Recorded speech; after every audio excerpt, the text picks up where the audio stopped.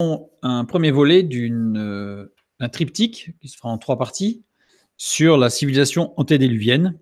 C'est un sujet qui fait fortement débat, parfois, avec des théories dont on va parler. Pas trop ce soir, mais surtout, la prochaine fois.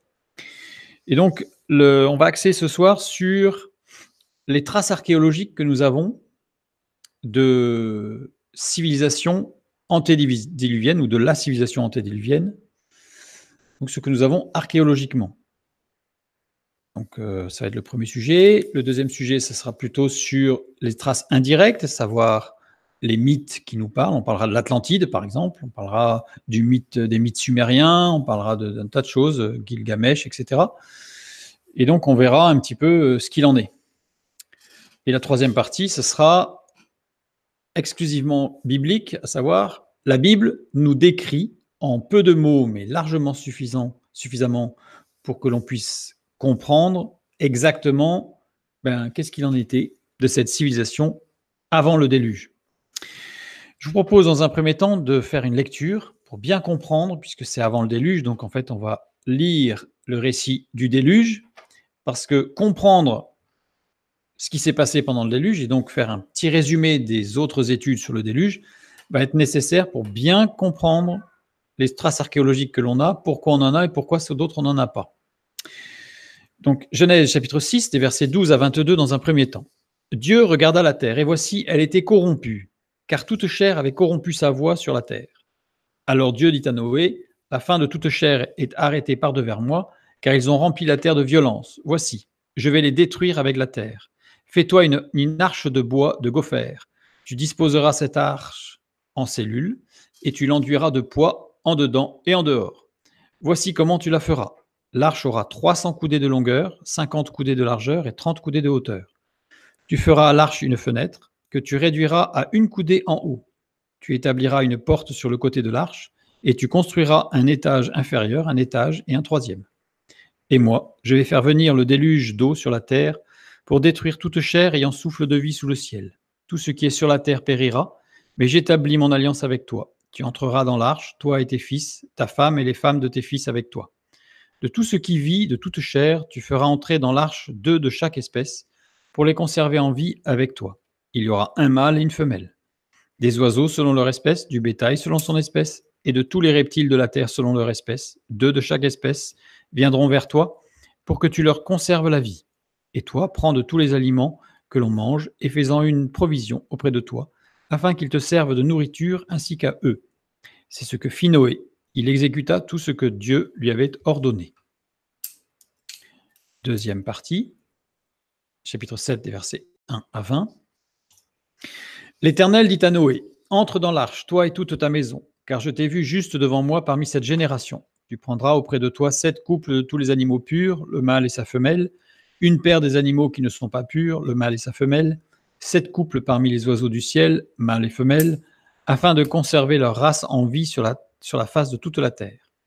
Car encore 7 jours, et je ferai pleuvoir sur la terre 40 jours et 40 nuits, et j'exterminerai de la face de la terre tous les êtres que j'ai faits. » Noé exécuta tout ce que l'Éternel lui avait ordonné. Noé avait 600 ans lorsque le déluge d'eau fut sur la terre. Et Noé entra dans l'arche avec ses fils, sa femme et les femmes de ses fils, pour échapper aux eaux du déluge. D'entre les animaux purs et les animaux qui ne sont pas purs, les oiseaux et tout ce qui se meut sur la terre, il entra dans l'arche auprès de Noé deux à deux, un mâle et une femelle, comme Dieu l'avait ordonné à Noé. 7 jours après, les eaux du déluge furent sur la terre. L'an 600 de la vie de Noé, le second mois, le 17e jour du mois, en ce jour-là, toutes les sources du grand abîme jaillirent et les écluses des cieux s'ouvrirent. La pluie tomba sur la terre 40 jours et 40 nuits. Ce même jour entrèrent dans l'arche Noé, Sem, Cham et Japheth, fils de Noé, la femme de Noé et les 3 femmes de ses fils avec eux. Eux et tous les animaux selon leur espèce, tout le bétail selon son espèce, tous les reptiles qui rampent sur la terre selon leur espèce, tous les oiseaux selon leur espèce, tous les petits oiseaux, tout ce qui a des ailes. Ils entrèrent dans l'arche auprès de Noé 2 à 2, de toute chair ayant souffle de vie. Il y entra mâle et femelle de toute chair, comme Dieu l'avait ordonné à Noé. Puis l'Éternel ferma la porte sur lui. Le déluge fut 40 jours sur la terre. Les eaux crurent et soulevèrent l'arche, et elle s'éleva au-dessus de la terre. Les eaux grossirent et s'accrurent beaucoup sur la terre, et l'arche flotta sur la surface des eaux. Les eaux grossirent de plus en plus, et toutes les hautes montagnes qui sont sous le ciel entier furent couvertes. Les eaux s'élevèrent de 15 coudées au-dessus des montagnes qui furent couvertes. Amen. Donc là, on a le récit du déluge. Donc on ne va pas étudier le récit du déluge, ce n'est pas le but. On va juste faire un petit résumé de la situation avant le déluge et pendant le déluge, et un petit peu après, pour juste comprendre au niveau géographique, géologique, ce qui s'est passé.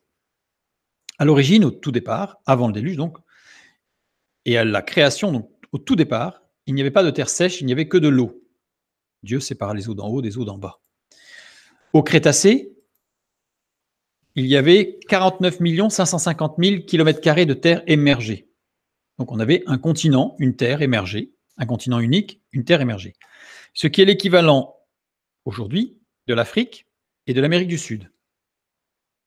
Pour montrer que la terre émergée était beaucoup plus petite que ce que nous avons aujourd'hui. Aujourd'hui, nous avons 148 647 000 km² de terre émergée, c'est-à-dire, on va dire, grosso modo, 3 fois plus. Au Crétacé, donc à l'époque de ce petit continent unique, il y avait un climat uniforme, chaud et humide. Pas de calotte glaciaire, polaire, pas de glace.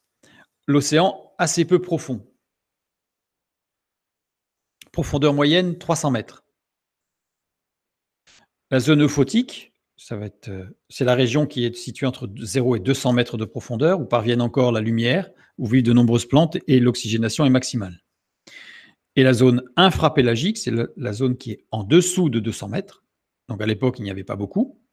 Première partie de la zone aphotique, de 200 à 12 000 mètres de fond, comprise entre 200 et 600 mètres, donc c'est la première partie de profondeur, enrichie en nutriments par la proximité des côtes, et la zone euphotique est peuplée de nombreuses espèces animales. Donc ça, on voit que c'est très riche dessous. La forme du continent unique de l'époque, a priori, si on fait une reconstitution d'après les plateaux continentaux, on arrive à cette forme-ci. Donc là, il y a toute une étude sur le sujet, donc je ne vais pas revenir dessus. Aujourd'hui, nous avons des saisons marquées, alors qu'avant, il n'y en avait pas. Avant, il y avait un climat tropical sur toute la Terre en permanence, toute l'année. Aujourd'hui, nous avons des saisons, alors plus ou moins marquées en fonction des régions du monde, mais des saisons, avec des océans très profonds, puisqu'aujourd'hui, la profondeur moyenne des océans est de 3800 mètres. Donc à l'époque, la profondeur moyenne était de 300 mètres, aujourd'hui, elle est de 3800 mètres. Énorme.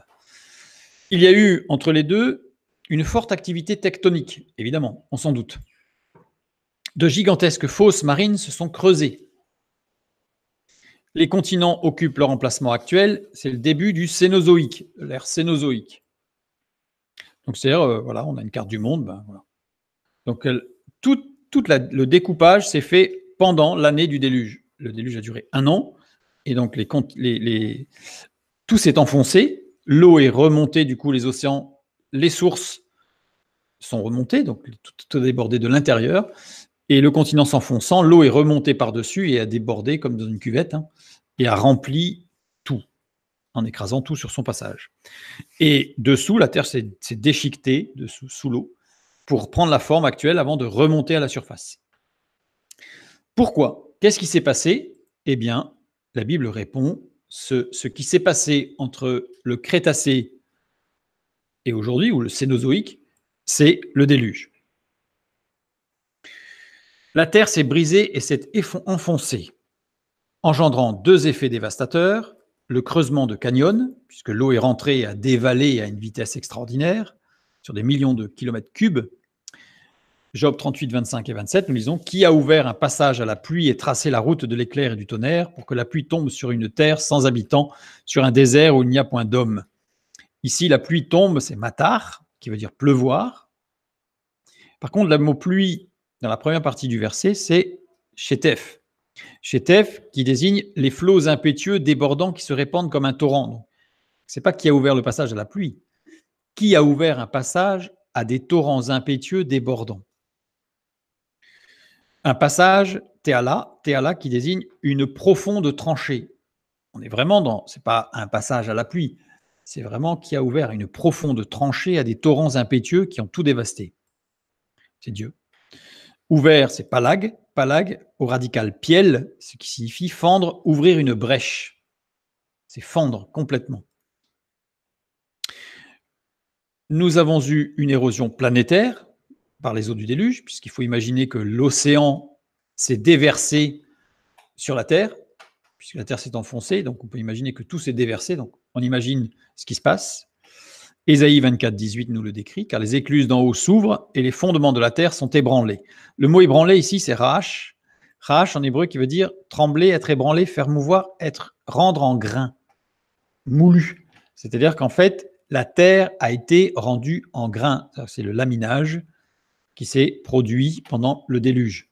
D'ailleurs, si vous prenez des représentations du Crétacé artistiques, on va dire, elles sont toutes représentées, et pour cause, puisque c'est la réalité géologique, elles sont toutes représentées et ça s'arrête net. On prend le paysage, par exemple, si on va dans le Grand Canyon, dans le Colorado, aux États-Unis, on prend des photos et on voit qu'il y a des canyons, mais que tout, à un moment donné, tout est horizontal, comme s'il y avait un bulldozer était passé, il y avait tout raclé. Pourquoi? C'est les eaux du déluge qui ont tout raclé à l'horizontale.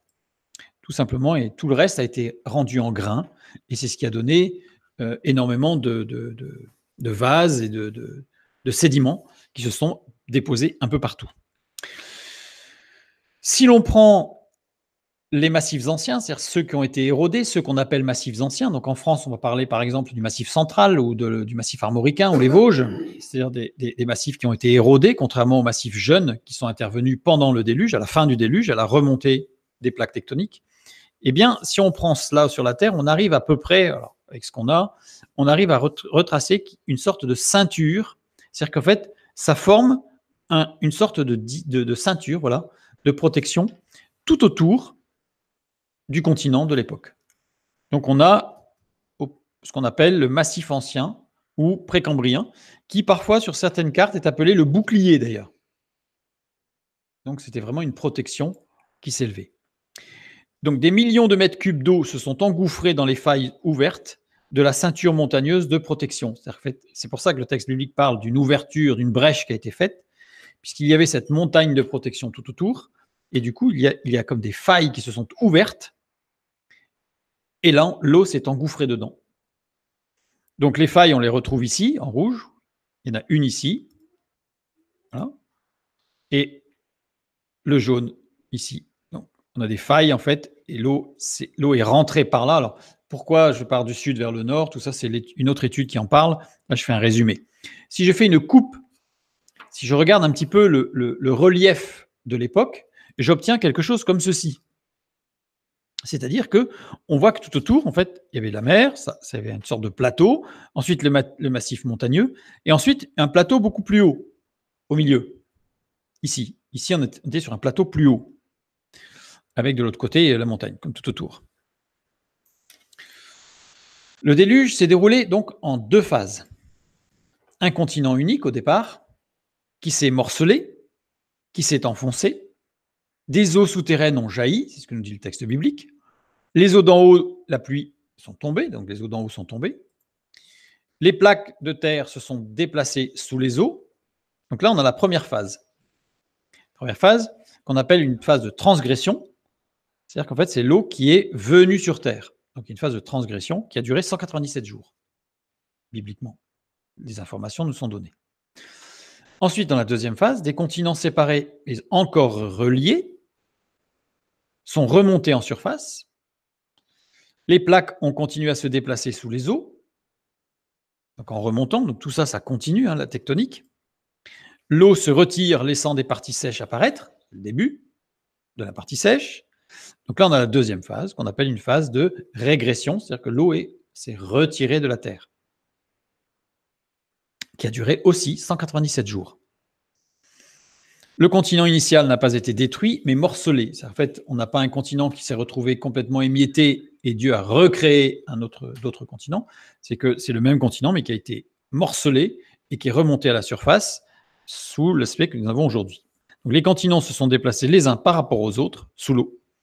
Et donc, à partir du moment où on a compris qu'il y a deux phases, qu'il y a une phase de transgression et une phase de régression, alors on voit bien qu'il y a eu deux flux. Il y a eu un flux, si je reprends ici, que j'ai fait en jaune tout à l'heure et que je refais ici, de transgression, donc un flux qui est rentré à l'intérieur. et un reflux, ou la régression, et qui est reparti dans l'autre sens et qui est ressorti. Alors, comment on sait que c'est dans ce sens-là? On a des textes bibliques qui nous le disent, et en plus, les traces géologiques le montrent par rapport à certains bassins sédimentaires, etc. Mais il y a une autre étude qui en parle. Je fais juste un résumé. Le tout ayant été d'une extrême violence. D'une extrême violence. Donc voilà les liens pour les 3 études précédentes sur le déluge qui expliquent tout ça. Maintenant, on a compris qu'il y avait une phase de transgression, une phase de régression, puis le morcelage. D'accord? Le déluge, un cataclysme planétaire. Toute la Terre fut entièrement couverte par les eaux. Ce n'est pas juste une inondation au niveau de certaines zones de la Terre, c'est que partout, il y a eu non pas un tsunami, mais une transgression complète de la mer. Donc, un cataclysme planétaire, un cataclysme biblique aussi. Et pas uniquement, on ne retrouve pas, cette description du déluge uniquement dans la Bible. On la trouve partout. Dans toutes les civilisations, dans tous les mythes fondateurs, on nous parle du déluge. Donc c'est un cataclysme universel. Il est planétaire, il est biblique, mais il est aussi universel. Petit cadrage des événements dans le temps. Donc là, on va prendre une petite frise temporelle avec l'écoulement du temps pour situer dans le temps ce qui s'est passé. Donc, on reprend une frise que nous avions étudiée lorsque nous avons fait l'étude « Pourquoi des chronologies si différentes entre la Bible et la science ?» 2 vidéos qui expliquent pourquoi il y a une partie basse et une partie haute avec des datations différentes, avec une échelle logarithmique au-dessus et une échelle linéaire en dessous. Tout simplement, ça, c'est lié à un effet de la relativité générale sur les datations, et en particulier les datations qui sont basées sur la radioactivité. Point. Ceux qui veulent en avoir plus vont voir ces 2 études, et tout ça, ça sera détaillé pour voir pourquoi il y a une corrélation parfaite en réalité entre la datation biblique et la datation académique donc, que la science nous donne, parce que c'est tout simplement qu'il y a eu une non prise en compte des lois de la relativité générale dans les mesures radioactives. Fermons la parenthèse. Donc, on a ici le déluge bibliquement situé aux alentours des moins 2300, à peu près. Enfin, on peut le situer précisément, mais là sur le graphique. Et ce qui nous donne vers moins 4500, moins 4600, si je prends une datation académique. On a l'apparition des constructions mégalithiques qui apparaissent juste après le déluge. Ça paraît logique, puisque s'il y avait eu des menhirs ou des dolmens avant, ou des cromlechs avant, ils auraient été balayés par le déluge, c'est une évidence. Donc, on a les cairns et les tumulus qui sont arrivés, qui sont les premières constructions, cairns, tumulus, dolmen. Ensuite, on a les constructions des temples, les plus anciens temples que nous connaissions sur Terre, qui ont été construits juste après. Et les menhirs, dolmen et cromlech, qui ont été construits aux alentours des moins 3200 jusqu'à moins 2800. Et après, on va avoir la grande phase des pyramides, avec les mastabas d'abord, puis les pyramides. Donc ça, pour ça, les ensembles antérieurs qui sont restés étaient soit creusés dans la roche, soit enterrés. C'est-à-dire qu'on va voir que ce que l'on a comme traces archéologiques, ce ne sont que des traces qui ont été creusées dans la roche, soit enterrées. Ils nous sont parvenus car ils étaient en sous-sol lors du déluge. En fait, il n'y a rien comme trace qui reste et qui n'était pas enterré. Évidemment, on va le voir. La véritable genèse des monuments mégalithiques intervient environ 350 ans après le déluge, c'est-à-dire juste après la tour de Babel. Donc, tout est cohérent, évidemment, tout est parfaitement cadencé, je dirais, dans l'échelle de temps. Après la tour de Babel. Pour avoir plus de détails sur tout ça, c'est voir les constructions mégalithiques et la Bible, première et deuxième partie, donc il y a 2 vidéos encore, pour voir un petit peu, où là on voit que la Bible parle de construction mégalithique, parle d'un cromlech fabriqué par Jacob, et puis entre autres, voilà. Apparition des premières écritures en Mésopotamie, le cunéiforme, juste après le déluge.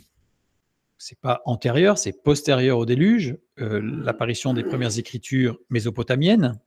Et ensuite, on a l'apparition des premières écritures proto-chinoises, donc à l'époque de l'écriture de Yi Jing, vers moins 2600, moins 2700 avant Jésus-Christ.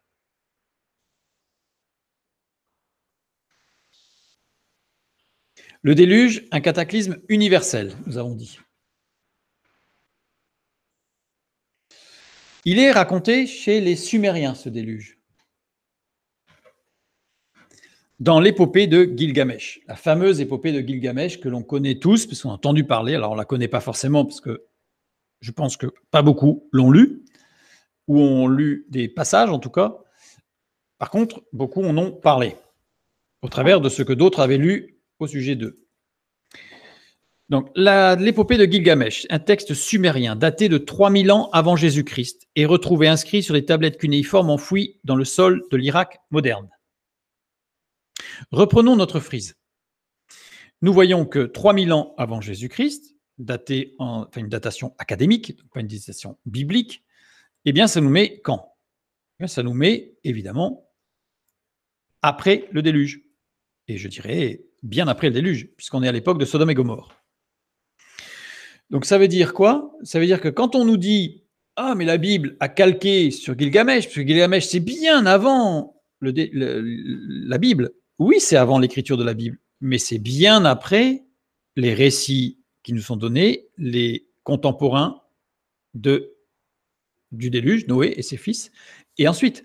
C'est-à-dire que souvent on nous dit le déluge, puisque bibliquement il est daté à moins 2300, moins 2350, il est après l'écriture de Gilgamesh, ce qui montre que c'est une reprise. Non, bibliquement, le déluge a bien eu lieu bien avant l'écriture de l'épopée de Gilgamesh.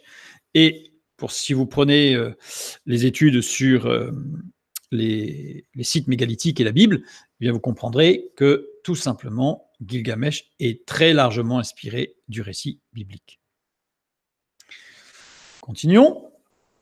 Donc Gilgamesh. À Gilgamesh, il y avait le roi d'Uruk. Gilgamesh, roi d'Uruk. Donc Gilgamesh était le roi d'Uruk. Uruk se situait à côté de Ur, c'est-à-dire dans la zone où Sem s'est d'abord installé et où ses enfants se sont installés et la famille, je dirais, sémitique s'est développée. C'est Ur, pas très loin de là où habitait Abraham. Et on a vu que c'était après Abraham, après le départ d'Abraham de Ur, qu'ont été écrits les textes sumériens et l'épopée de Gilgamesh. Gilgamesh, il raconte donc dans son épopée sa rencontre avec un sage, Uttanapishti, qui avait vécu des milliers d'années plus tôt et qui avait survécu au déluge. Donc, Gilgamesh raconte sa rencontre avec un homme qui s'appelait Uttanapishti et qui avait vécu le déluge. Et il lui raconte ce qu'était l'ancienne civilisation et sa rencontre avec les dieux, afin de transmettre son message à toute l'humanité à venir. Les dieux, c'était qui? C'était Namu, aussi appelé Nama. Namu, divinité primordiale unique. C'était le dieu unique, qui créa toute chose à partir de l'eau. Ceux qui se rappellent la création biblique, dans la deuxième épître de Pierre, tout a été fait à partir de l'eau. On a aussi An, ou Anu en acadien. Anu, le dieu du ciel, a été engendré par Namu. On a Enlil, ou Elil, ou Ilou en acadien. Son nom est constitué des termes seigneur, air, vent, souffle. A été engendré par Namu. C'est le souffle, c'est le seigneur du souffle, le souffle de vie. Et il a été engendré par Namu, par le dieu unique. Et on en a un troisième, qui est Enki, ou Ea, ou Aya en acadien, dieu des eaux douces souterraines. Son nom est lié à la racine signifiant vivre, exister, la vie.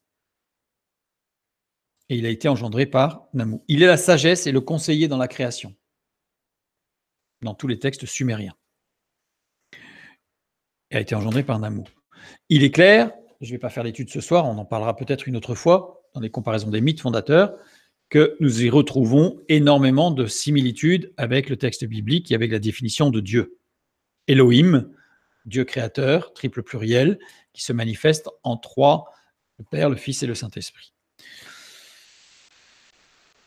Nous parlerons la prochaine fois des Anunnaki. Pour ceux qui poseraient la question, on parlera des Anunnaki la prochaine fois, puisque pas ce soir. Le monde créé par Namu était devenu mauvais et tumultueux. C'est ce que raconte Utanapishti, cet homme qui avait vécu le déluge. Il dit, voilà, le monde créé par Namu, le Dieu unique, qui s'est révélé en trois dieux, était devenu mauvais et tumultueux. Les dieux décidèrent d'exterminer l'humanité. Les trois. Il fut informé de la catastrophe à venir par Enki, donc Napishti, qui lui dit de fabriquer un immense bateau pour se sauver avec sa famille ainsi que tout ce qui avait souffle de vie. Une fois fait, la pluie tomba durant 6 jours et 7 nuits, c'est un texte de Gilgamesh. Toutes les terres furent immergées, donc c'est pas juste local, toutes les terres furent immergées. Après que les eaux eurent séché, le bateau s'immobilisa sur le mont Nitzir. Prenons le texte, une citation, une partie du texte. Quand la pluie cessa, j'ouvris une lucarne et me mis à pleurer. Je scrutai l'horizon et à 14 lieues de distance émergeait une montagne. Le mont Nitzir immobilisa le bateau. Au bout de 7 jours, je fis sortir une colombe. Elle s'en alla puis revint car elle n'eut nulle part où se poser. Je fis ensuite sortir une hirondelle qui revint car nulle part ne s'offrait à elle pour se poser. Je fis sortir alors un corbeau et le laissa partir. Voyant que les eaux avaient baissé, il vola, croissa, chercha à manger et ne fit pas demi-tour. Il ne revient pas. Donc on a évidemment une similitude. Il y a des décalages, on en parlera peut-être la prochaine fois. Ce n'est pas le but ce soir non plus. Ce qui est intéressant aussi, c'est de dire que le mont Nitzir immobilisa le bateau et qu'à 14 lieues, il y avait un autre mont. Et quand on prend les massifs anciens, les massifs dans la région du mont Ararat, eh bien, à une certaine distance de vue, il y a un autre mont qui pourrait très bien correspondre à cette description. Donc en fait, on voit bien que ça correspond. Ce n'est pas nommément Ararat, mais ça correspond. Là encore. Donc nous avons vu que le déluge est un cataclysme universel raconté chez les Sumériens, avec l'épopée de Gilgamesh, où là c'était vraiment sur toute la Terre.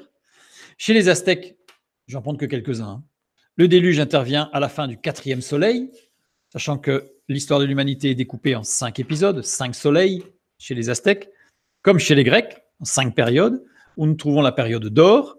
L'homme vit sur une terre parfaite, sans maux ni travail, en parfaite symbiose avec la faune et la flore, et avec le Dieu créateur. Ensuite, la période d'argent. L'homme doit travailler et connaît la souffrance. Par ailleurs, il fait preuve de démesure en toutes choses. Donc là, on y voit la chute. La période de bronze. L'homme se façonne des armes de fer et devient guerrier. La période des héros. L'homme doit travailler, connaît la souffrance. Par ailleurs, il fait preuve de démesure en toutes choses. À nouveau, ça s'accroît en permanence à démesure. On a la période de fer. L'homme doit travailler et devient suspicieux, malveillant envers tous, même ceux de sa propre famille.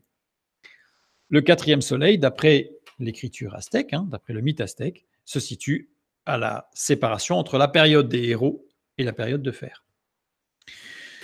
Qu'est-ce que nous dit le mythe aztèque ? Il nous dit que les eaux envahirent la terre. Les plus hautes montagnes furent couvertes. Toute l'humanité fut reconstruite à partir d'un seul couple. Le couple, alors, monsieur s'appelait Tlalocantecutli et madame s'appelait Xocli-Quetzal. Alors, monsieur Tlalocantecutli est devenu le dieu de l'eau et des morts par l'eau. Donc, il a été déifié, en fait. Il est devenu un dieu. Et le dieu de l'eau qui envahit et des gens qui meurent par l'eau. Et son épouse, Coqui-Quetzal, est devenue la déesse de la beauté et de l'amour. On va voir que ça va avoir une certaine importance dans la 3e partie de notre étude. Parce qu'on verra une correspondance avec la femme de Noé. Un Dieu bienveillant les a prévenus du cataclysme et leur a dit de construire un énorme bateau pour être sauvés. Après le déluge, leurs enfants restèrent muets jusqu'à ce qu'une colombe juchée sur un arbre leur communique le don des langues. Donc là, comme ces langues étaient différentes entre elles, les hommes ne pouvaient se comprendre et ils durent se disperser sur toute la terre. Ils voient une transposition déformée, certes, mais une transposition de la tour de Babel. Maintenant, chez les Michoacán. Les Michoacán, parfois confondus avec les Toltecs, alors que ces derniers leur étaient très postérieurs. C'est-à-dire que les Michoacán sont des Amérindiens beaucoup plus anciens que les Toltecs. Civilisation mésoaméricaine datée d'au moins 10 000 ans avant Jésus-Christ. donc très, très ancienne. Que nous dit le mythe Michoacán? Le déluge intervient à la fin du 4e soleil. Tiens, c'est curieux. Le dieu créateur, Tezcatlipoca, décida d'éradiquer les hommes de la terre. Alors, Tezcatlipoca fut repris ensuite dans le panthéon aztèque comme un dieu maléfique. C'est-à-dire qu'au départ du mythe, ce dieu est le dieu créateur, unique, bienfaisant. Et à un moment donné, après ce déluge, il est devenu maléfique. Je ne vais pas expliquer pourquoi, la transposition, peut-être une autre fois. Il avait 3 autres noms, ce dieu. Yoali, qui veut dire le justicier, la justice. Eekatl, le vent, le souffle.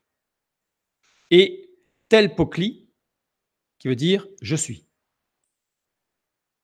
Donc ce Dieu créateur unique avait 3 noms. C'était la justice, le souffle et je suis. Pour ce faire, pour faire le déluge, pour éradiquer les hommes, pour ce faire, il envoya un déluge sur toute la terre. Seul un de ses serviteurs fut suffisamment fidèle pour avoir la vie sauve. Ce serviteur s'appelait Thespie. Il lui ordonne de fabriquer une grande embarcation pour lui, sa femme et ses enfants, ainsi que de nombreux animaux pour être sauvés des eaux et de prévoir des semences pour pouvoir repeupler le monde ensuite. Quand les eaux se retirèrent, sous l'ordre de Tezcatlipoca, toujours, l'embarcation s'échoua sur une très haute montagne. Donc on voit que dans tous les mythes, c'est Dieu qui a tout géré. C'est pas fait comme ça, Dieu a tout géré. Pour savoir si la terre était à nouveau viable, Thespie envoya un vautour qui ne revint pas. Après plusieurs lâchers d'oiseaux, c'est l'oiseau-mouche qui revint. Le fameux colibri. Alors pourquoi est-ce qu'ici on a des oiseaux qui ne sont pas la colombe et le corbeau? Parce qu'en Mésoamérique, à cette époque-là, il n'y avait pas de corbeau et de colombe, donc il fallait bien prendre des oiseaux qui avaient une quelconque connotation avec les oiseaux bibliques. Maintenant, on va prendre les Mayas. Le Dieu créateur anéantit l'humanité par un déluge universel en raison du mauvais comportement des hommes. Un couple fut épargné et ils repeuplèrent la terre. Donc là, je renvoie vers notre étude sur Dieu aurait-il oublié les Amérindiens avant le christianisme. C'est une étude du Popol Vuh qui est le livre fondateur de cette civilisation. Chez les Chinois, l'humanité s'étant rebellée contre Dieu, l'univers a été plongé dans le chaos. La course des planètes s'est trouvée altérée. La Lune, le Soleil et les étoiles modifièrent leur trajectoire. La terre se brisa en plusieurs morceaux. Les eaux jaillirent avec violence des sous-sols et envahirent la terre, engendrant un déluge universel. C'est ce qui nous est écrit dans le mythe chinois. Je renvoie vers Dieu aurait-il oublié les Chinois avant le christianisme, où là on a toute une étude sur les Chinois. Nous avons les aborigènes d'Australie. J'ai essayé de prendre quelques mythes d'un peu partout. Donc les aborigènes d'Australie, qu'est-ce qu'ils nous disent? Une grande inondation a recouvert toutes les terres et englouti les civilisations antérieures. Chez les Maasai, qu'est-ce que nous avons?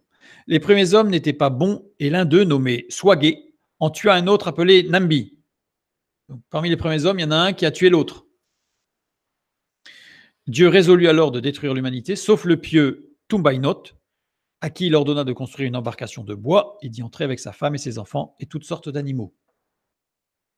Quand la pluie cessa, Tumbainot envoya une colombe en éclaireur qui revint, puis un vautour muni d'une flèche qui revint sans la flèche, signe qu'il s'était posé.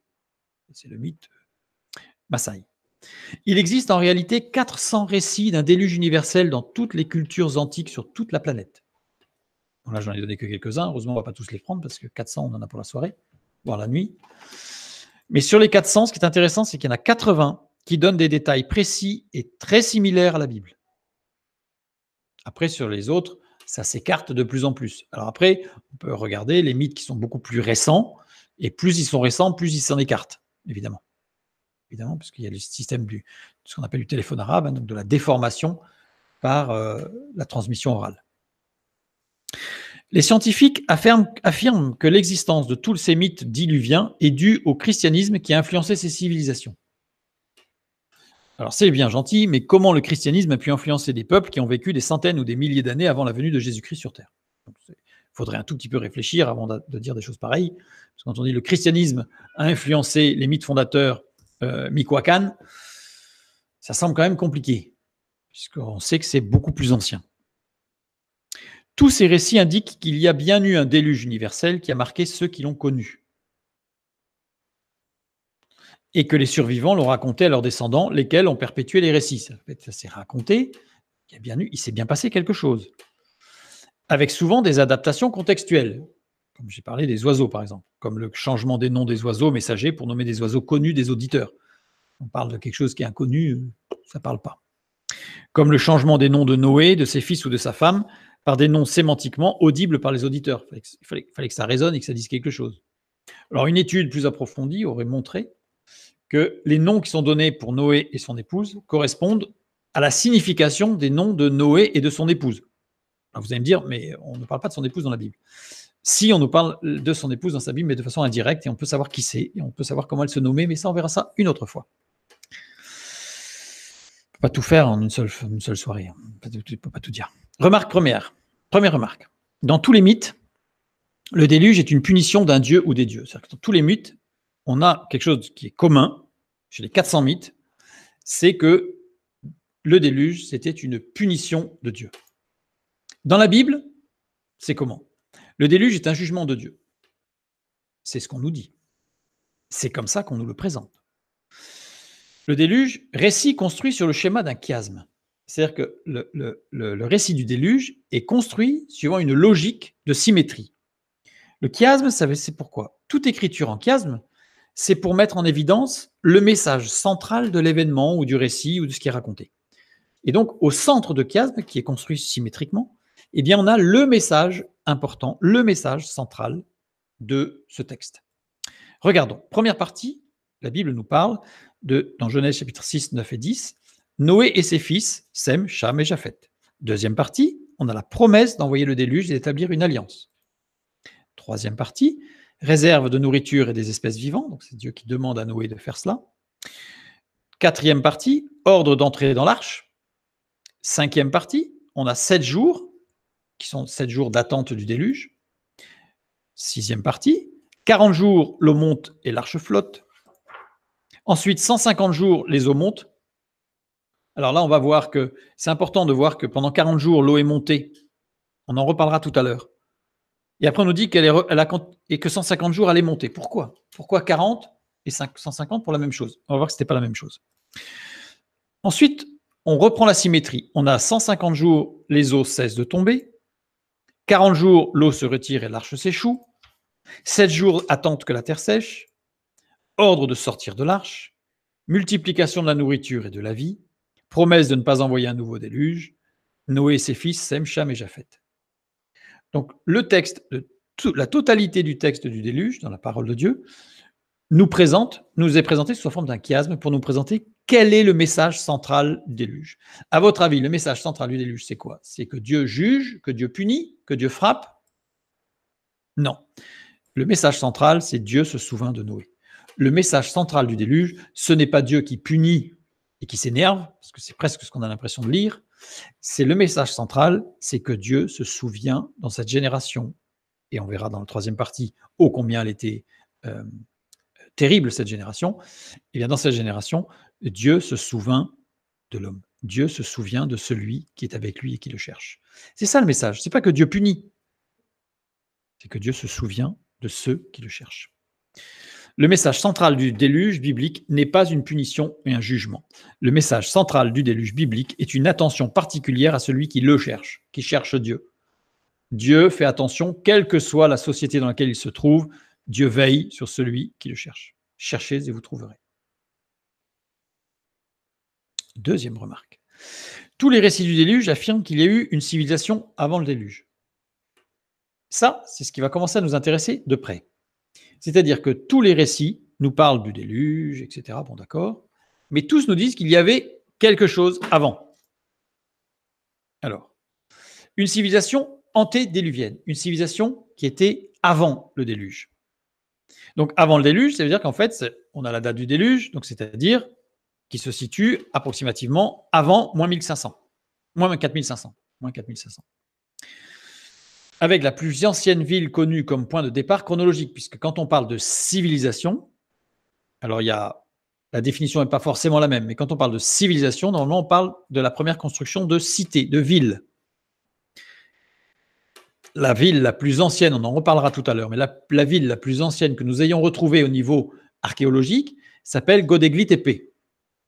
Göbekli Tepe qui est daté de moins 12 000. Regardons quand ça tombe, moins 12 000. Moins 12 000, eh bien ça tombe, curieusement, à l'époque où la Bible nous dit qu'il y a eu la première ville.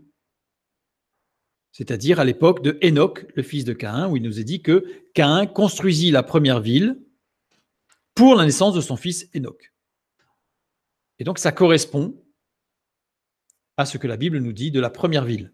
Donc la civilisation antédiluvienne se situe donc entre moins 12 000, datation académique, et moins 4 500, datation académique. Datation biblique, entre moins 2300 et moins 3300.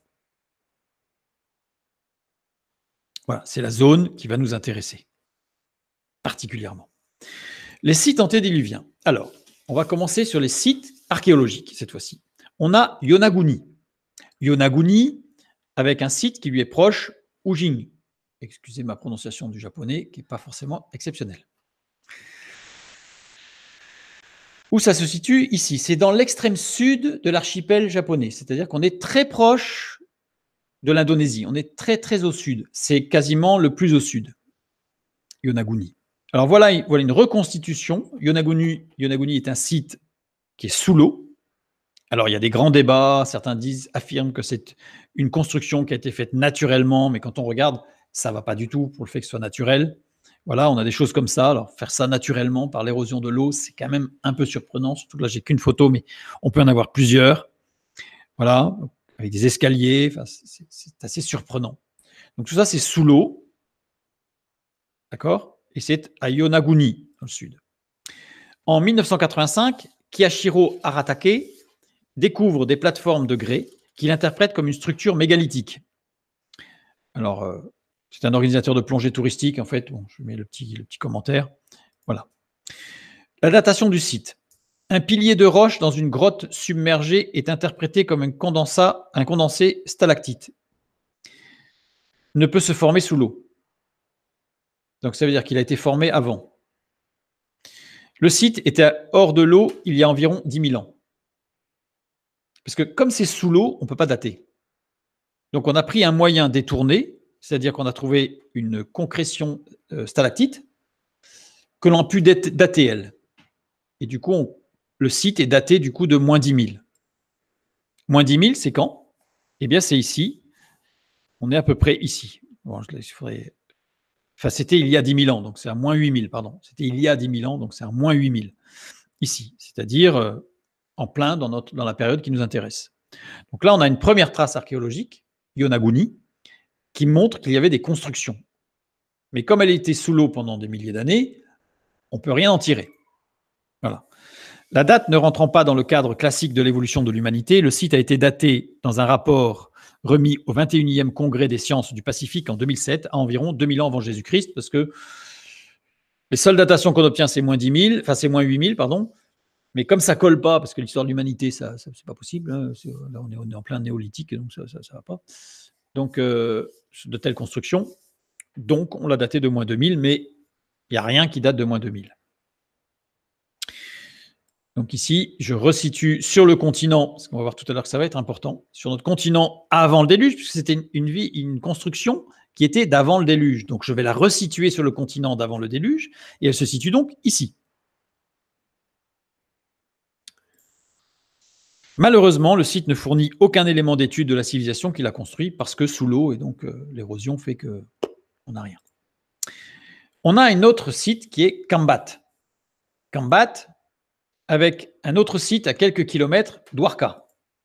Alors, où ça se situe? C'est dans l'ouest de l'Inde. Voici une reconstitution. Pareil, c'est sous l'eau. Non, c'est pas sous l'eau, pardon, mais c'est une reconstitution qu'on a faite. C'est pas celui-là qui est sous l'eau, il y en a un autre. Donc, on a des représentations ici. Oups. Ça va trop vite, bon, tant pis. En enregistrant des images acoustiques du fond du golfe de Kambat, ou Kambay, les océanographes obtiennent des images d'une immense cité engloutie à 30 km de la côte et à 40 mètres sous le niveau de la mer. Donc on est au niveau du plateau continental. Alors 40 mètres sous le niveau de la mer, ça veut dire que on sait que juste après le déluge, le niveau de la mer était à peu près 80 mètres plus bas. Ce qui laissait tous les isthmes, tous les passages au détroit de Bering, toutes les îles indonésiennes, etc., jusqu'à l'Australie, c'était accessible à pied. C'est pour ça que ça a été repeuplé. Et que la Bible nous dit que ces passages-là ont été coupés par les eaux sous Péleg, descendant évidemment de Noé. Donc cette cité, elle fait 9 km de long, positionnée le long des rives d'un ancien fleuve. C'est-à-dire qu'on voit sous l'eau, on voit les traces du lit d'un ancien fleuve, avec des vestiges d'un barrage, un édifice de la taille d'une piscine olympique, un monument rectangulaire de 200 mètres sur 45 mètres, une sorte de grenier à blé fait de briques de boue, une longueur de 183 mètres, des rangées de constructions rectangulaires qui s'apparentent aux fondations de maisons en ruine, un système de drainage, des routes, etc. Donc c'est vraiment une ville complète que l'on a retrouvée sous l'eau. Des plongeurs ont remonté des outils en pierre polie, des ornements et des figurines, des débris de poterie. Et c'est ça qui va être intéressant, parce que les pierres, on ne peut pas les dater, mais les poteries, on peut les dater. Des pierres semi-précieuses, de l'ivoire et des restes fossilisés d'humains. Donc là, on en a des échantillons, ce qui a permis de dater le site. Tous datés d'il y a 8500 à 9500 ans. Donc ça nous amène quand? Ici. Donc après la naissance de Noé d'ailleurs, parce que vous voyez que Noé, il est né ici. Donc tout à l'heure, c'était pareil, c'était après la naissance de Noé. Donc Noé a vu ces villes, enfin a vu. Il a été contemporain de ces villes. Je ne suis pas sûr qu'il les ait vues, parce que Yonaguni, c'était un peu loin quand même, et Kambat aussi. Donc si je resitue géographiquement ici, eh bien c'est dans cette zone-là, à l'est de l'Inde actuelle. Maintenant, on a Godegli Tepe. Alors, le site, celui-là est beaucoup plus connu que les autres, pour ceux qui ont fait un peu de recherche.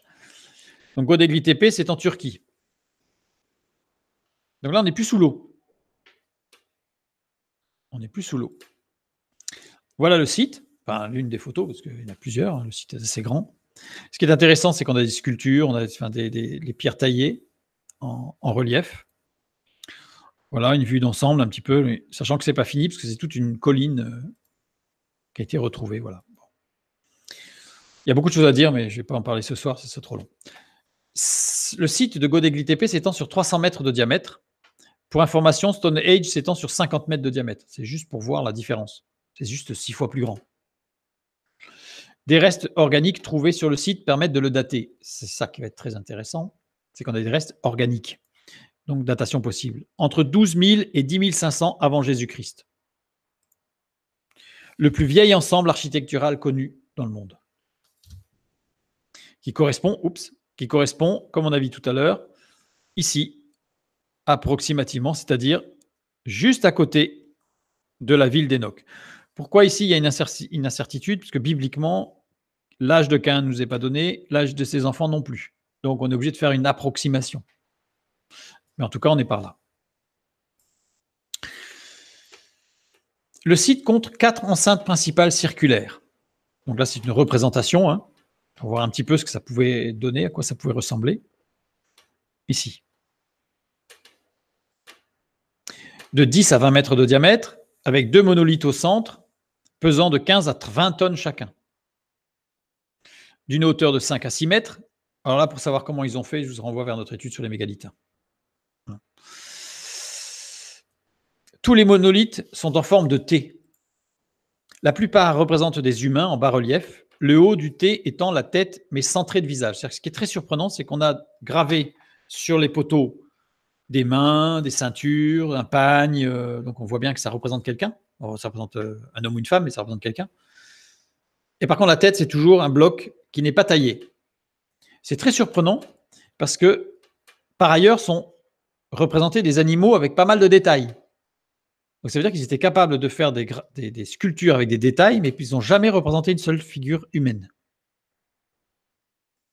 Avec de nombreux détails vestimentaires. Et là, on a les ceintures, des pagnes. Donc on est en moins 12 000. Donc les gens étaient habillés. Ils n'étaient pas, comme on les représente très souvent, velus et avec des grands bras qui se grattent les chevilles sans se baisser. Je plaisante là, mais voilà. Donc, Ils étaient habillés avec des ceintures, etc.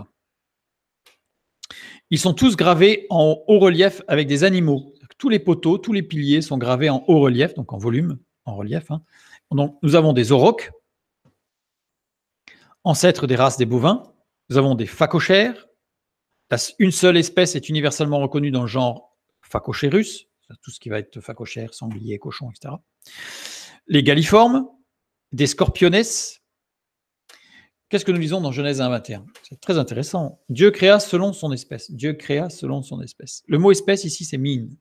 Mine en hébreu, qui veut dire qu'il n'y a pas de spéciation avant le déluge. C'est-à-dire qu'avant le déluge, le mot qui désigne une espèce, c'est un mot qui n'entend pas de sous-espèces. C'est-à-dire Dieu a créé des bovins et il n'y avait pas toutes sortes de races de vaches, d'espèces de vaches.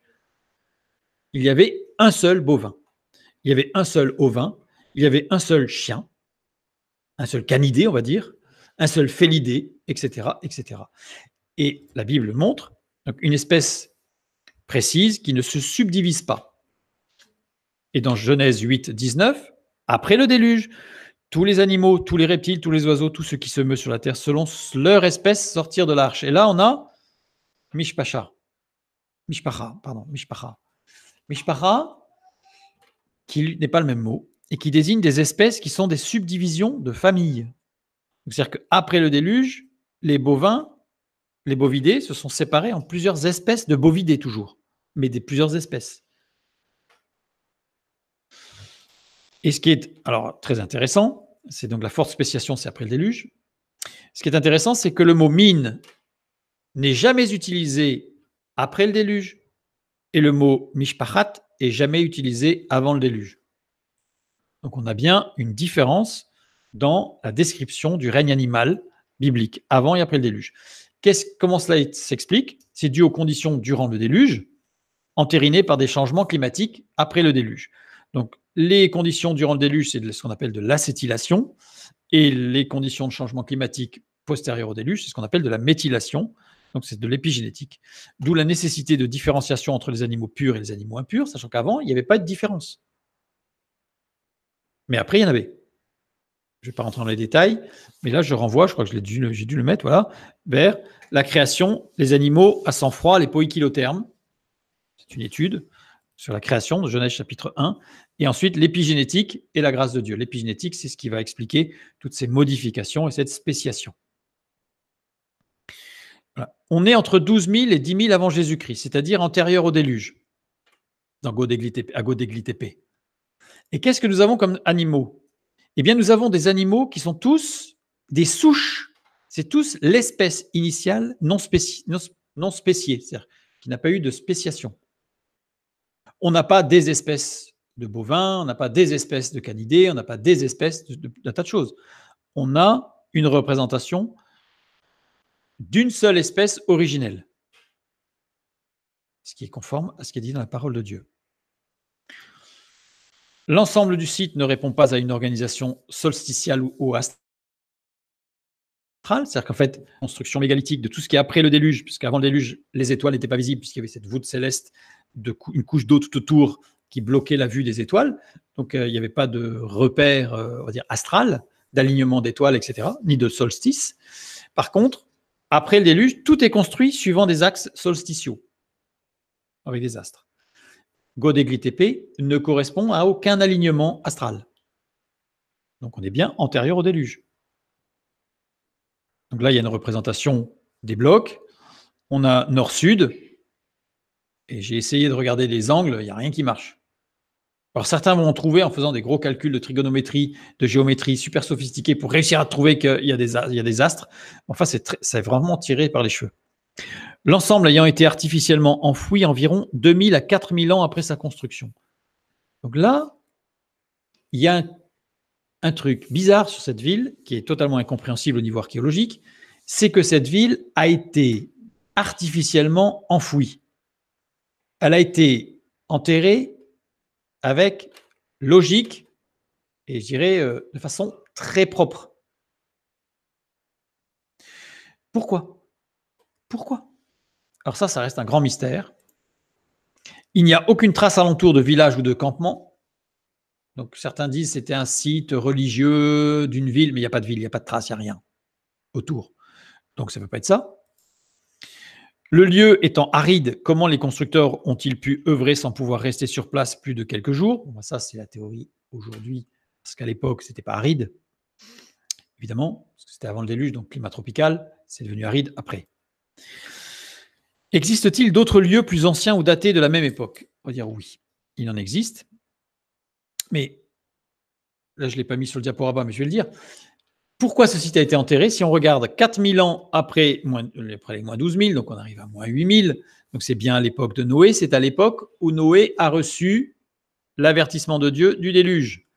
Et c'est à partir de là que certains ont enterré la ville pour qu'elle demeure, s'il y avait eu un déluge. Et en fait, ils ont enterré la ville pour ne pas qu'elle soit prise par les eaux. Et c'est pour ça qu'elle nous est restée.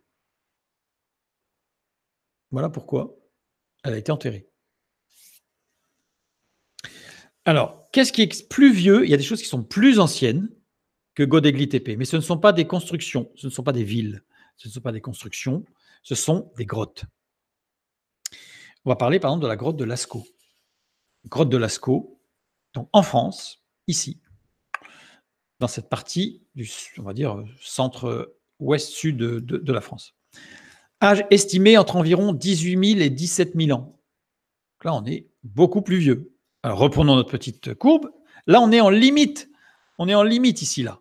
On est en limite de ce qu'on appelait la civilisation par rapport à la première ville.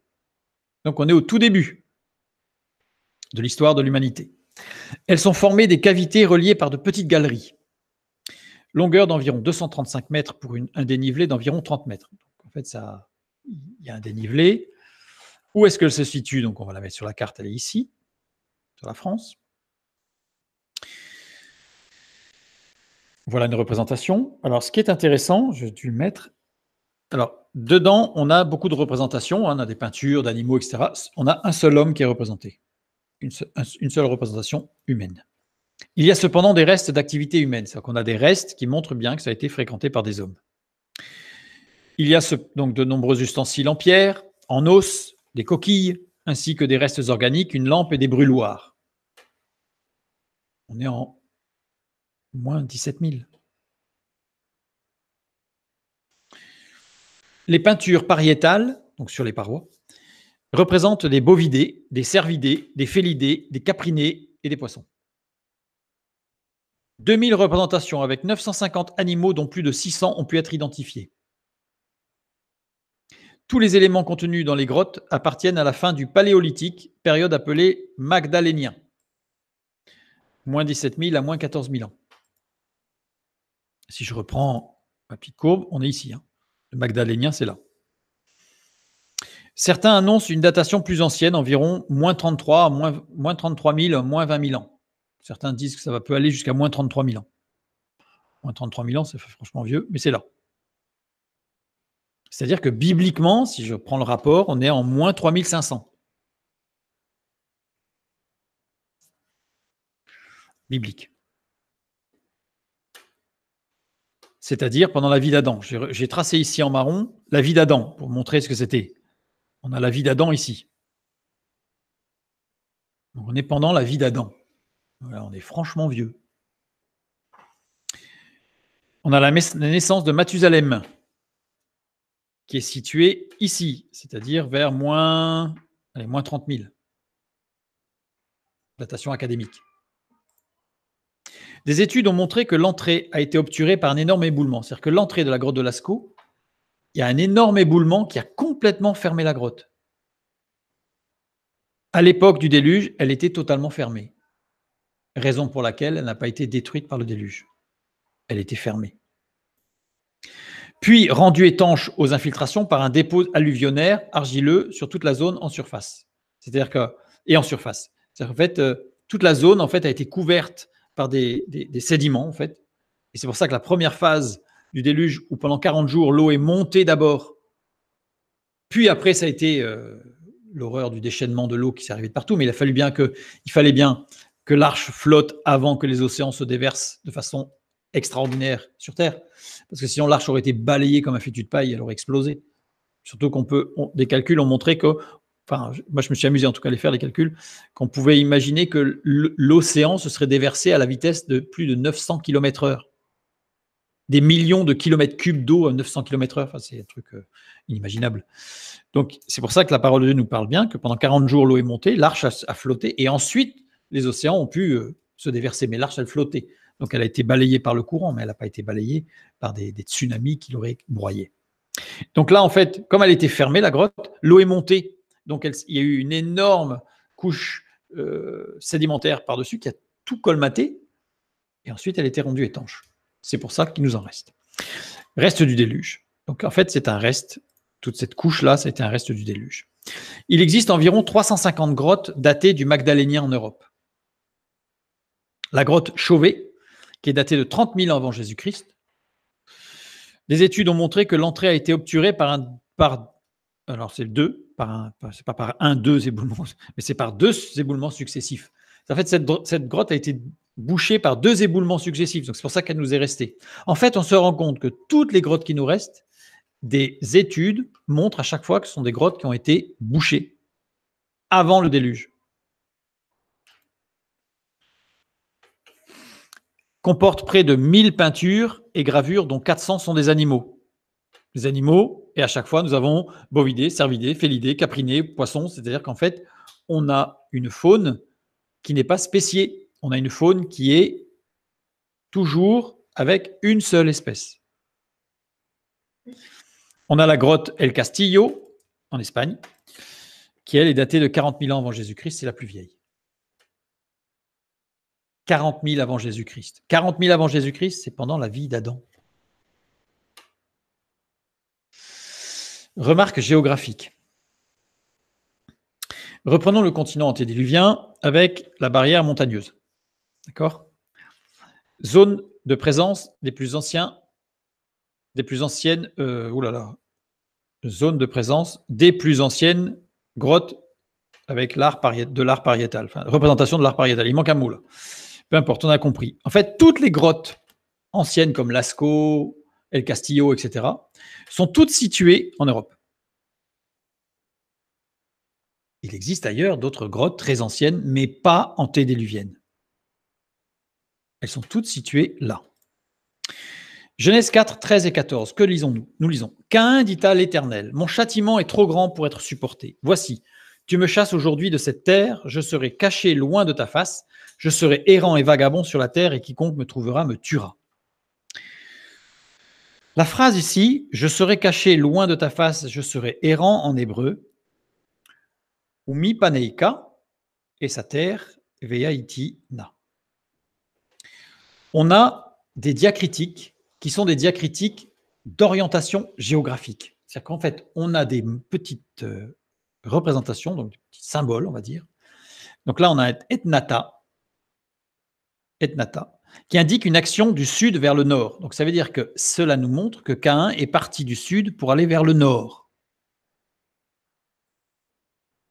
Et à la fin, donc après ce déplacement du sud vers le nord, on a un autre signe qui nous dit qu'il est parti, le Maipak, une action de l'est vers l'ouest. Donc ça veut dire que Caïn est parti vers le nord, bibliquement, puis vers l'ouest. Nous savons que le jardin d'Éden était ici, c'est-à-dire à l'emplacement d'Israël, et il est parti vers le nord, puis vers l'ouest, c'est-à-dire en Europe actuelle, l'Europe actuelle. Ça veut dire que si je prends le texte biblique par rapport aux datations, ces grottes sont toutes issues des descendants de Caïn, qui vivaient cachés, errants et vagabonds. C'est-à-dire qu'en fait, bibliquement, j'en déduis que toute cette art pariétal de l'Europe qui est daté antédiluvien de très très ancien, de l'époque des descendants de Caïn, ont été réalisés par les descendants de Caïn, à défaut d'être par Caïn lui-même. Ce Caïn ayant vécu lui aussi très vieux, il a certainement participé aussi à ces représentations pariétales. Je trouve ça passionnant. Avec les failles de déchirure engendrées durant le déluge. Donc on a représenté ça, et maintenant on va regarder les failles de déchirure du continent unique en plusieurs continents. Alors, on a sites antédiluviens connus.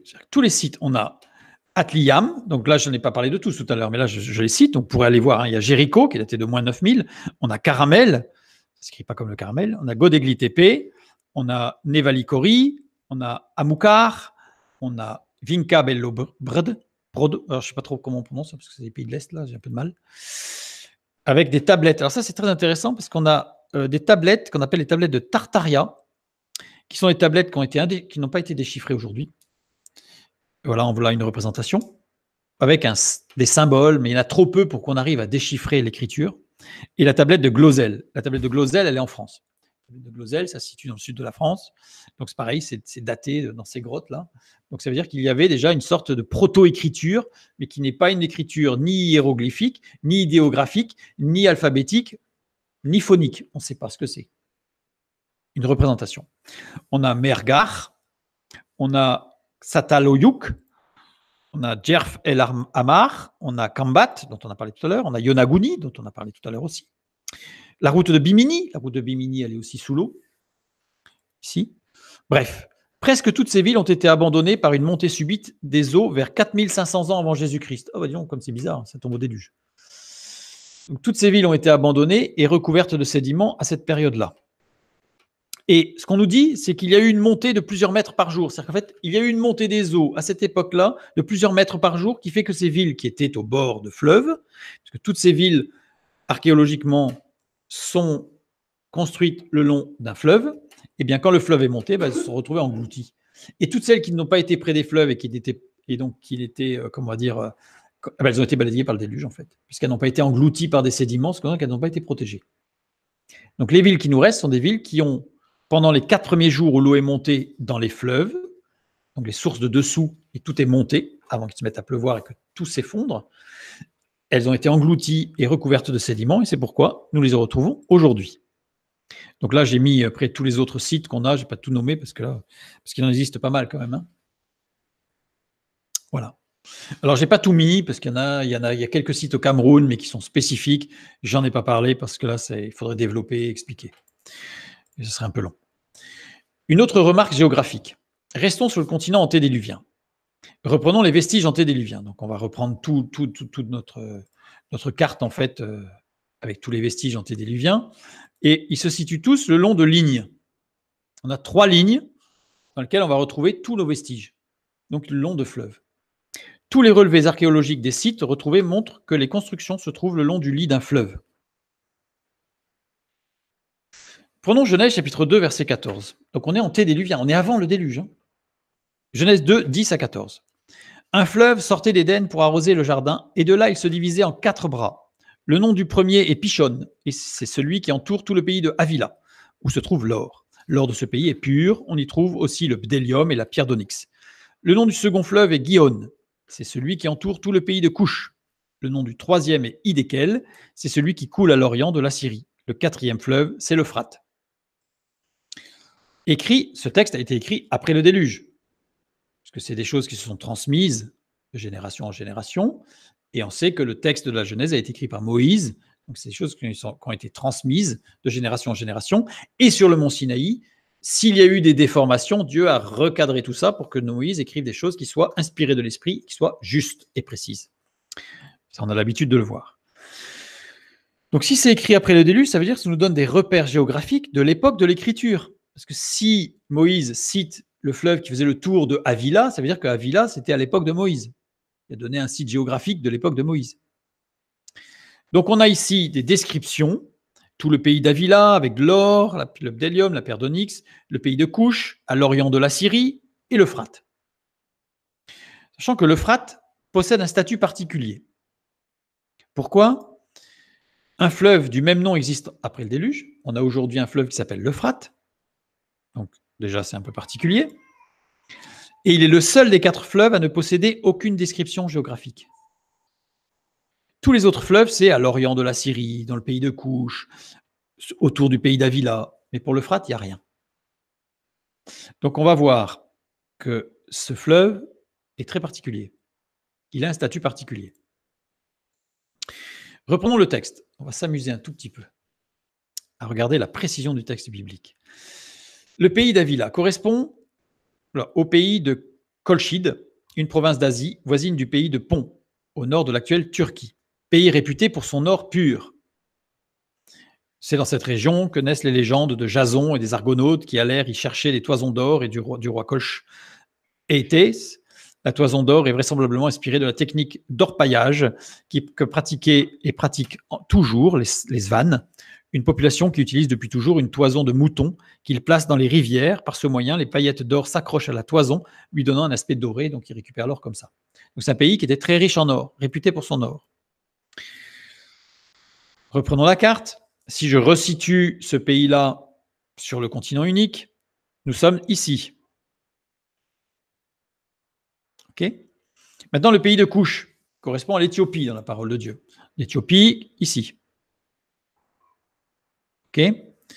Mais Couche, fils de Cham, est aussi le père des royaumes d'Arabie. J'ai mis la référence. Donc on a ici, le royaume d'Arabie. Ok ? La Syrie, la Genèse ayant été écrite par Moïse, il s'agit du cœur historique de la Syrie. C'est en moins 1700. On est à l'époque de Moïse. Hein. Donc c'est ici. Donc on a situé géographiquement les repères qui nous sont donnés par la parole de Dieu. Je reprends ici nos points. Pishon. Pishon, ici, Pishovn, alors dans sa construction, parce qu'évidemment c'est un mot qui n'est pas employé ailleurs, hein, désigne ce qui permet à l'homme d'exprimer ses pensées. Par extension, c'est la bouche, le fait. Yod, Shin, idée de réalité, de substantialité. Et les deux dernières lettres désignent la mollesse corporelle, quelque chose de mou. Désigne un moyen d'expression sur un support mou avec des concepts concrets. Ce mot Pishon désigne le moyen d'expression sur un support mou avec des concepts concrets. Le seul support d'expression antédiluvien retrouvé dans les tablettes sont les tablettes de Glosel et de Tartaria, qui sont écrites sur des terres molles avec des symboles concrets. Curieusement. Et on les a retrouvés ici. Tartaria et Glosel. On a ici remarqué un etnata, dont on a trouvé tout à l'heure. Etnata indique une action vers le nord, donc quelque chose qui va du sud vers le nord. Donc le Pishon, il va du sud vers le nord. C'est celui qui entoure le pays d'Avila, donc on dit qu'il va du sud vers le nord. Celui qui, ou, avec un petit symbole ici, le Mouna. Mouna indique une action vers l'est. Donc on a une description avec un petit symbole qui nous dit que ça va vers le nord, puis ça va vers l'est. Et en même temps, ça fait le tour du pays d'Avila. Entourer, sabab, contourner, faire le tour de. Changer de direction. On a un petit mot qui n'est pas traduit, et, avec là aussi un petit diacritique, un yétive, qui indique une action vers l'ouest. Alors on a nord, est, contourner, ouest. On prend notre jardin d'Éden ici, et si je suis la description, je fais ceci, et je vais par là. C'est-à-dire que nord, je pars vers le nord-est, et ensuite je bifurque vers l'ouest tout en faisant le contour d'Avila, de la terre d'Avila. On continue. Donc on a le Pishon, voilà. Maintenant, on va prendre le deuxième fleuve, Gihon. Le Gihon, alors Gihovn exactement, en hébreu, qui veut dire littéralement qui éclate, qui jaillit. Il y a 6 occurrences de ce mot. Ce nom, il est utilisé 6 fois dans la parole de Dieu. 3 occurrences désignent la source auprès de laquelle Salomon fut sacré roi. 2 occurrences désignent la même source qui, après les travaux d'Ézéchias, alimentait le réservoir de Siloé. C'est amusant de voir le rapport par rapport à Jésus qui dit à l'aveugle « Va te laver au réservoir de Siloé ». C'est justement le réservoir dont la source était le Gihon. Toujours situé à l'est de Jérusalem. il est situé à l'est de Jérusalem. La source de Siloé, la Bible, à chaque fois qu'elle nous parle de ce fleuve, nous dit qu'il est à l'est de Jérusalem. À chaque fois, sauf évidemment dans Genèse chapitre 2, puisque Jérusalem n'existait pas. Mais dans les autres mentions, dans les 5 autres mentions, il est dit, c'est spécifié à l'est de Jérusalem, systématiquement. Reprenons le terme en hébreu avec les diacritiques. Première lettre. Désigne un tunnel, quelque chose d'enfoui, comme la gorge, qui se prolonge et s'étend. Quelque chose comme une sorte de tube qui est sous terre. Ensuite, les 2 lettres suivantes, un noyau non utilisé, donc c'est quelque chose qui n'a pas de sens en fait, qui n'est pas utilisé en hébreu. C'est curieux. Et les 2 dernières lettres désignent la mollesse corporelle, à nouveau. Donc ici, désigne un fleuve souterrain qui ressort au gré d'une terre molle. En fait, ça désigne quelque chose de souterrain qui va jaillir plus loin, quelque part. Avec un petit ethnata encore, c'est-à-dire une action vers le nord. Le fleuve souterrain, dans une première partie, allant vers le nord, revient en surface à l'est. C'est la description biblique. Certainement à l'origine des mythes du Styx en Europe, avec l'Achéron, quand ce dernier fait surface, du Ganga en Inde. Donc c'est tous les mythes qui parlent du fleuve souterrain qui représente les enfers en fait. Mais tous les mythes qui nous parlent de la création, etc., de l'origine du monde, nous parlent d'un fleuve souterrain. Et en fait, le Gihon, dans la description biblique, est un fleuve souterrain qui va faire surface plus loin. Donc, il refait surface plus loin. Il entoure tout le pays de Couche, Sabab, comme tout à l'heure, Sabab. Contourner, faire le tour, changer de direction.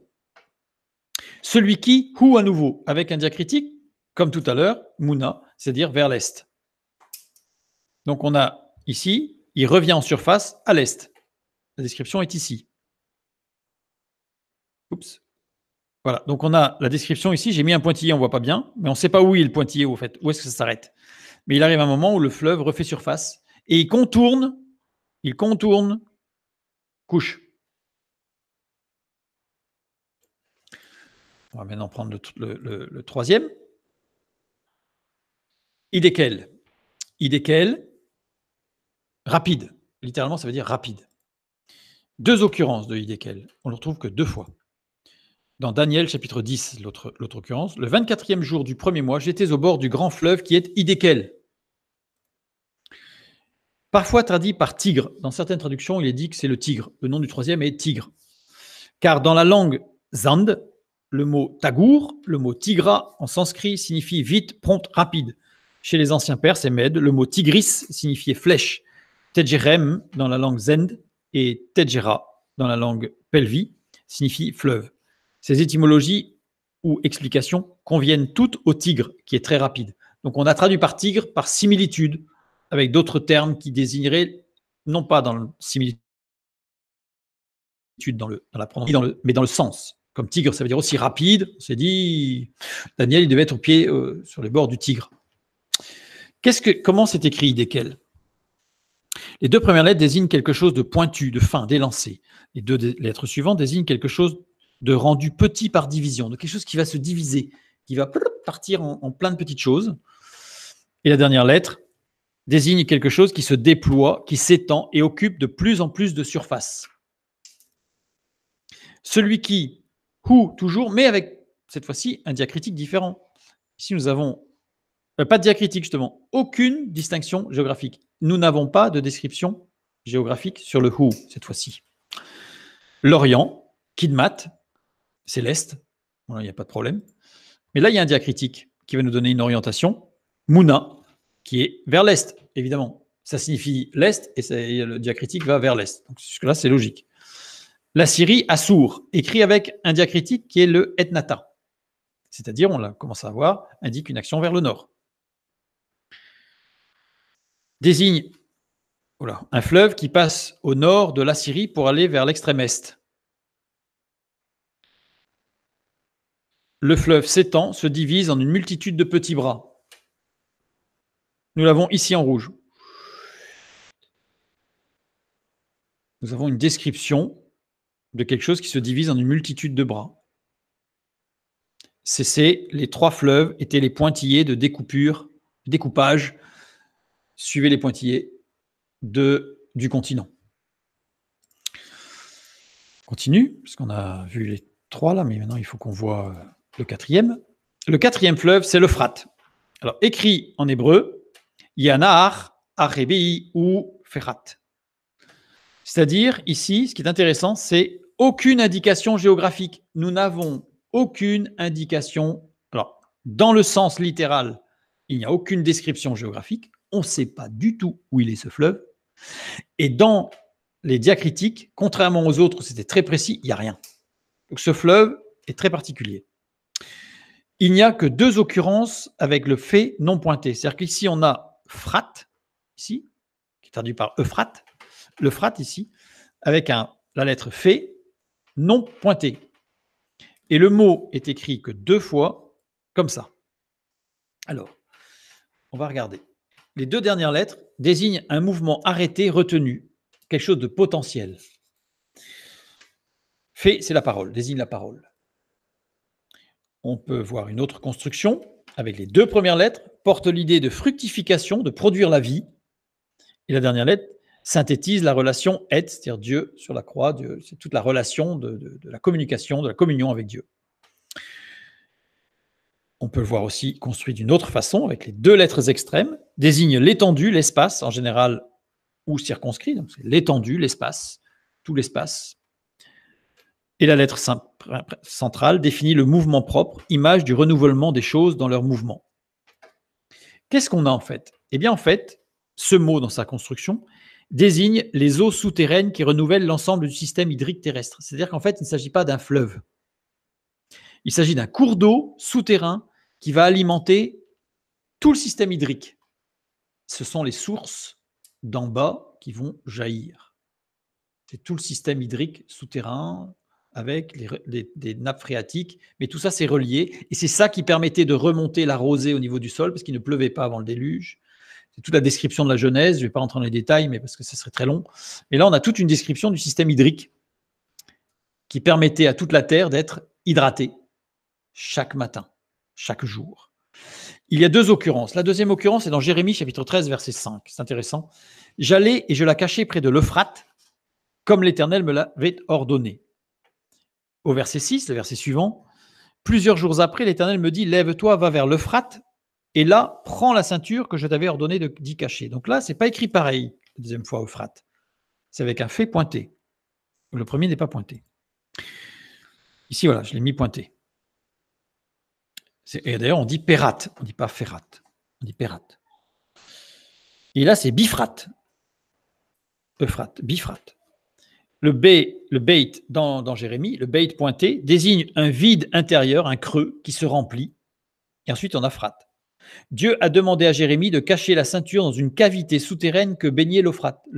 En fait, tu ne mets pas dans l'Euphrate. Dieu a dit à Jérémie d'aller mettre la ceinture dans une cavité qui se remplissait par l'Euphrate quand il y avait une crue. Tout simplement. Donc ici, on a trouvé nos fleuves. Donc j'ai traduit le 4e fleuve, c'est l'eau souterraine. Voilà, pour être plus précis.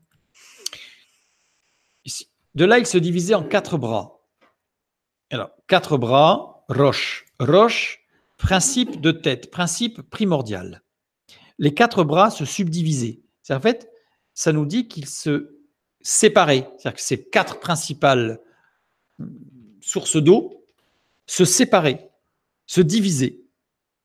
Il ne peut y avoir d'affluent et de confluent. C'est-à-dire qu'en fait, dans ce texte, ça nous montre que ce fleuve ne recevait pas des eaux de l'extérieur, parce qu'il ne pleuvait pas de toute façon.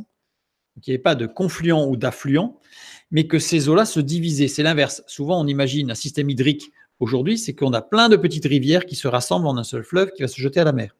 Ici, c'est l'inverse. Ici, on a une source qui se divise et qui va irriguer tout. On est dans le sens. Avant le déluge, il n'avait jamais plu sur terre. Genèse 2, 5 et 6. Aucun arbuste des champs n'était encore sur la terre, aucune herbe des champs ne germait encore, car l'Éternel Dieu n'avait pas fait pleuvoir sur la terre et il n'y avait point d'homme pour cultiver le sol. Mais une vapeur s'éleva de la terre et arrosa toute la surface du sol. Il ne pleuvait pas. C'est conjugué au parfait. Pas une seule fois. Pas une seule fois il a plu. Conjugué à l'imparfait, il s'éleva de la terre. Donc ça, c'est au contraire, c'est une action répétée et continue. Donc, ce n'est pas une seule fois, c'est tout le temps, il s'est élevé de la terre une vapeur d'eau qui venait de quoi? Du système hydrique souterrain qu'on a appelé l'Euphrate. Continue. Genèse 7, 11. L'an 600 de la vie de Noé, le second mois, le 17e jour du mois, en ce jour-là, toutes les sources du grand abîme jaillirent et les écluses des cieux s'ouvrirent. Ici, les eaux montèrent avant que la pluie ne commençât à tomber, c'est ce qu'on a vu, pendant 40 jours. Les 4 fleuves grossirent, suffisamment pour que l'arche flotte bien au-dessus du niveau du sol. Ces eaux recouvrirent d'alluvions nombre de villes et de constructions qui étaient le long de ces fleuves. Après quoi la terre se déchira pour laisser entrer des millions de tonnes d'eau de l'océan et tout raser, suivant les pointillés à découper. Nombre de villes que nous retrouvons aujourd'hui. Et si je prends les sites antédiluviens et les fleuves, eh bien, qu'est-ce que je vais trouver? Évidemment, eh bien, on les retrouve exactement tout le long.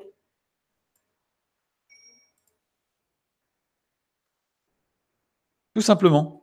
Et ici, on peut continuer vers l'est pour retrouver, d'après les traces, c'est pas biblique, mais d'après les traces, on les retrouve. Et on nous dit que il se subdivisait, donc on peut largement imaginer qu'en fait, ici, on a des subdivisions. Et on va voir ô combien après ça correspond à d'autres choses, mais ça, on verra ça la prochaine fois. Tout simplement. Fin de la première partie. Donc, nous avons ici une description de la géographie antédiluvienne, et je dirais que la corrélation entre la description et la définition, enfin, toute la description est biblique des fleuves, des orientations, etc., correspond, au système hydrique que l'on peut retrouver au niveau archéologique, au niveau géologique ancien, 2, au niveau des implantations des villes, conformément à ce que nous dit le texte biblique, avec l'eau qui est montée d'abord pendant 40 jours, qui a permis de recouvrir ces villes-là et pas les autres. Et c'est pour ça qu'on les retrouve tout le long de ces 3 fleuves de surface, puisque le 4e, on a vu que c'était des eaux souterraines, c'était le système hydrique qui soutenait tout le reste, tout simplement. Et donc, nous verrons la prochaine fois une description indirecte, c'est-à-dire quelques artefacts impossibles, c'est-à-dire ce qu'on a retrouvé comme artefacts, ça veut dire l'art fabriqué de la main de l'homme ou modifié par la main de l'homme, et qui sont des choses impossibles qui nous montrent, soi-disant, on verra si c'est vrai ou pas, mais qui nous montreraient en tout cas une civilisation ancienne extrêmement développée avec des choses totalement incroyables. Je vous dis à la prochaine fois. Que Dieu vous bénisse et à bientôt.